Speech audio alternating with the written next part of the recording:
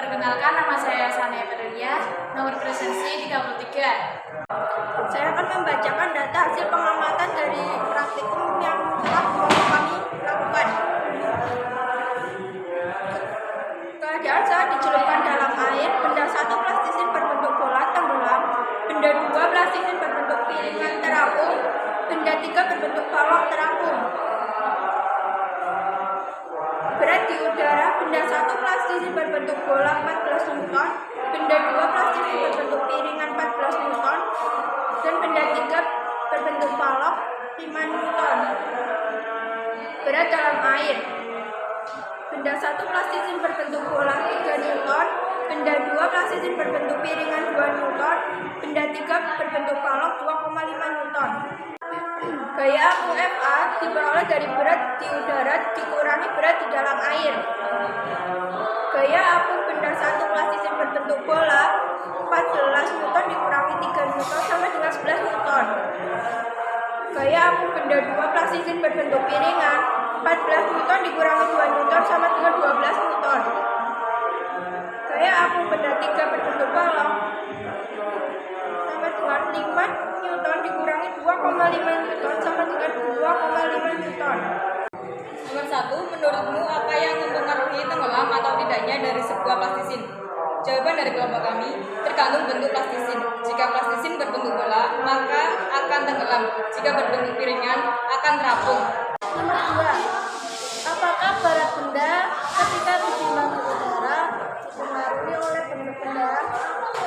Jelaskan berdasarkan hasil percobaan.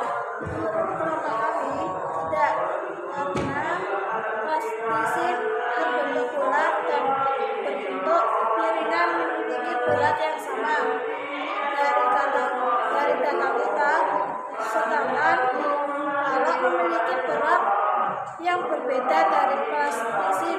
Untuk pertanyaan nomor 3, apakah berat benda ketika ditimbang di dalam air dipengaruhi oleh bentuk benda? Jelaskan berdasarkan data hasil percobaan.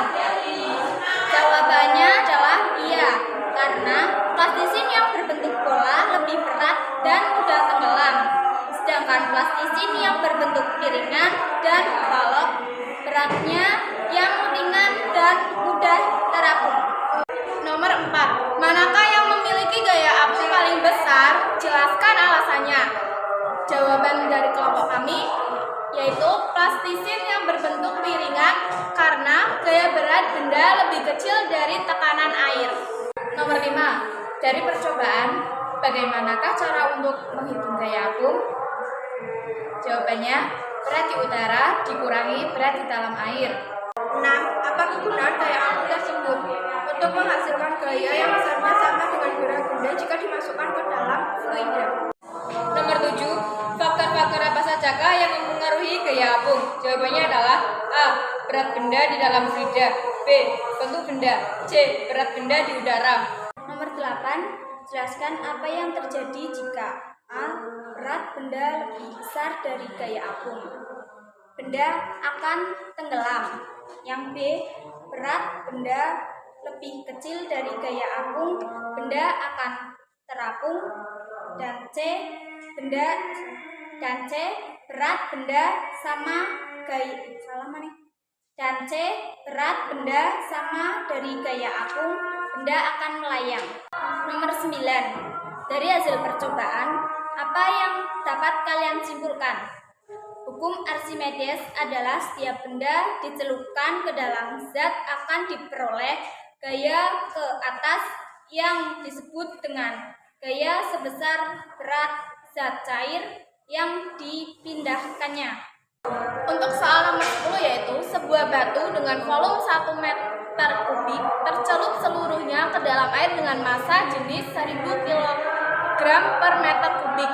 Jika percepatan gravitasi bumi sama dengan 10 meter per sekon kuadrat, maka batu akan mengalami gaya ke atas sebesar titik-titik Newton. Nah, di sini diketahui VF yaitu volume fluida sama dengan 1 meter kubik. Rho F yaitu sama dengan 1000 kg per meter kubik dan gravitasinya sama dengan 10 10 meter per sekon kuadrat. Dan ditanya FA, gaya ke atas. Nah, rumusnya itu FA sama dengan rho F kali gravitasi kali volume fluida VF. Sama dengan rho F-nya tadi 1000 Newton, 1000 dikali gravitasinya 10 dikali VF-nya 1. Hasilnya 10.000. Analisis data dan kesimpulan. Apakah hipotesismu diterima? Jawabannya diterima. Diperoleh kesimpulan bahwa tenggelam terjadi jika berat benda lebih besar dari gaya apung. Terapung terjadi jika berat benda lebih kecil dari gaya apung. Melayang terjadi jika berat benda sama dengan gaya apung. Sekian presentasi dari kelompok kami. Wassalam.